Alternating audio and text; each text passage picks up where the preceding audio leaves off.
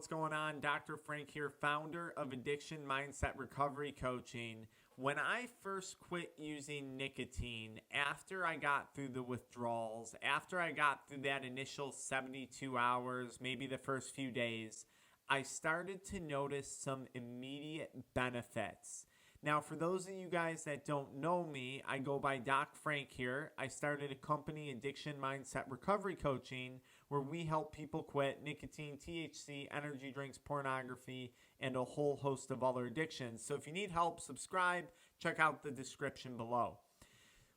So I was addicted to vapes, I was addicted to chewing tobacco, I was addicted to cigarettes at one point. Take a nicotine product, and chances are I have used it, and chances are I was addicted to it. And this was about a 9-year experience that I went through this. And then one day, I finally decided to quit. One of the first things that I noticed, one of the first benefits, was the improvement in my sleep. Now, this is after I got through the initial insomnia and the initial withdrawals of quitting. This makes a lot of sense.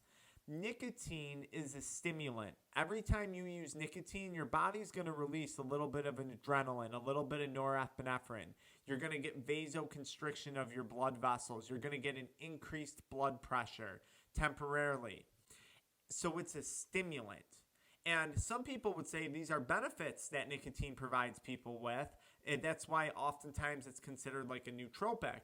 But if you're using nicotine right before bed, this is actually going to interrupt your body from achieving a state of deep sleep. Because the last thing you want to do before going to bed is putting your adrenals into this state of fight or flight mode. So after quitting, I noticed improved sleep after I got through the initial withdrawals. In turn, since I was getting better sleep, I noticed a huge improvement in my energy levels after I quit vaping. There's something very important to realize. When you vape, when you smoke cigarettes, when you consume nicotine products, you're constantly putting your adrenal glands through a series of highs and lows all day long. Think about it. Every time you hit nicotine, you're putting your body into that fight or flight response mode. Now, what happens? You get into a state of fight or flight, you don't have nicotine 30 minutes, an hour, 2 hours, and your body starts to crash. You start to get cravings. You start to experience withdrawals. A headache might set in. Frustration and irritability might set in. And this is exhausting on your body. So after quitting vaping, I noticed my sleep improved. And I was waking up a lot easier with a lot more energy every single day. And I think that has to do with the improved quality of sleep that I achieved. And we're not going to talk about it in this video, but sleep is so important for your overall health. Like if you work out in the gym, if you want to have a healthy life, if you want to live a long time and be in good health, sleep is one of the most important things. And nicotine ruins that. I also noticed an overall improvement on my focus, but long term. And let me explain that. Yes, temporarily nicotine can be used as a nootropic. It does have those benefits.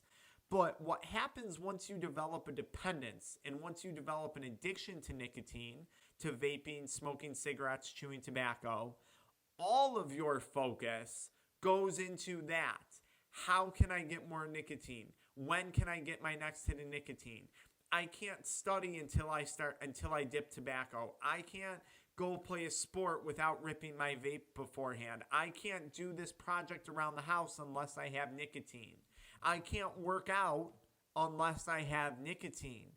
Once you develop the addiction and the dependence, which happens extremely quickly, your body starts to rely on nicotine and you become obsessed with it. You become obsessed with the addiction. And long term, that's extremely damaging to your ability to focus.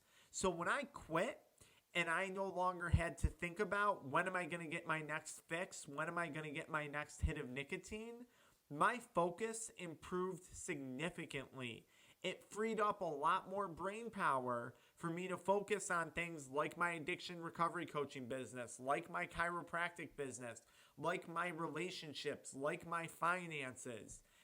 Take think about the amount of time and energy, and if you're anything like me, it takes a lot of time and energy to maintain an addiction, that you're putting into an addiction that gives you nothing in return. You're investing so much into this, and it's giving you nothing in return. Which brings me to my next point, my bank account. I always thought, especially as I started making more money, oh, nicotine doesn't cost a lot of money. Oh, nicotine isn't a big deal. I can afford this. It's only $10 here, $10 there. That adds up. One of the coolest things that I noticed after I quit was the growth in my bank account, but also how I started to view money. When I quit smoking, when I quit vaping, when I quit chewing tobacco, I started to take my finances much more seriously. I don't know if it was like a subconscious thing or what happened, but it happened. And I started to become very concerned with $10, with $5. How am I going to spend this money? Is it going to go into investing back into my addiction business? Is it going to go into the stocks? Is it going to go into a trip that I want to go on soon? I started to become very conscientious of how I invested and saved my money, and it's unbelievable how my bank account grew. But not only that, because remember, saving money or investing money is about what's money going to do for you. Money sitting in my bank account, quite frankly, doesn't do a ton for me. I mean, it's good to have that safety net.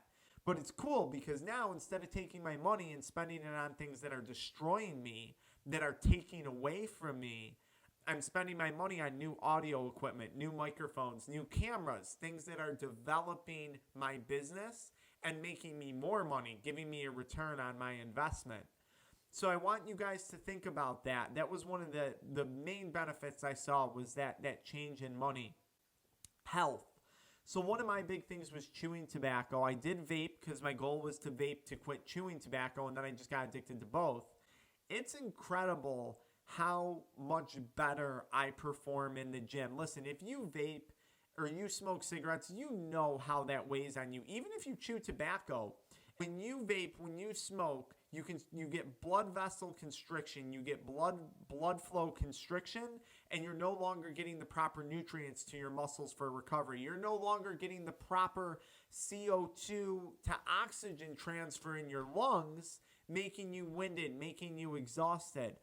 And one of the biggest things about my health that I noticed after quitting was I could start to let go of that fear that something was constantly wrong with me. When you're vaping, when you're smoking, when you're chewing tobacco, you're like, oh my God, I don't want to go to the dentist. Oh my God, I don't want to go get my blood work done. I don't want an x-ray in my chest, because you're constantly fearful that something is wrong. Do you know how you can end that fear and that anxiety? By quitting. When you quit vaping, when you quit smoking, your anxiety is going to decrease significantly. So is that fear. And let's talk about the anxiety. I noticed a massive improvement in my anxiety when I quit vaping and when I quit smoking. Huge change with anxiety. The only anxiety that nicotine relieves, that vaping or smoking relieves, is the anxiety that develops from a craving. And then you go and you use that product and you feel relief. You didn't fix the situation that was giving you anxiety. You simply satisfied a craving. And that gives you this false sense of stress relief. Now, you have to also consider all the anxiety that you're getting about, maybe you're lying to your family, maybe you're lying to a relationship, someone you love, about your nicotine use.